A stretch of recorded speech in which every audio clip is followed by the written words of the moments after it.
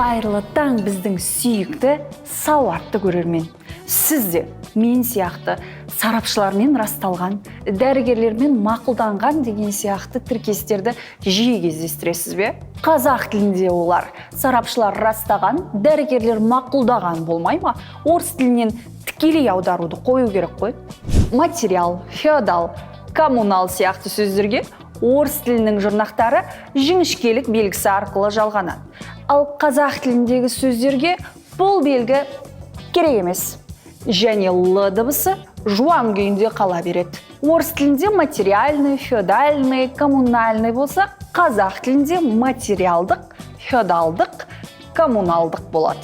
Соңғы буында йо, ю дыбыстары бар кірме сөздерге қазақ тілінің қосымшалары әрдайым жіңішке жалғанып, жазылып айтылады. Мәселен, актерге, режиссерлер, полюске, Петрден, дуэтке, дебюттен. Түсінікті ғой? Қана ғана шылауларының дұрыс қолданылуын ұмытып қалғандар үшін арнайы ақпарат.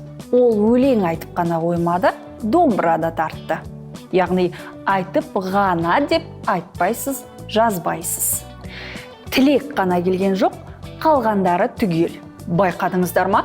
Қатаң дыбысқа аяқталатын сөздерден кейін қатаң дыбыстан басталатын қана шылауы жазылуы керек. Жалғыз ғана арманым бар. Жаңа ғана естідім.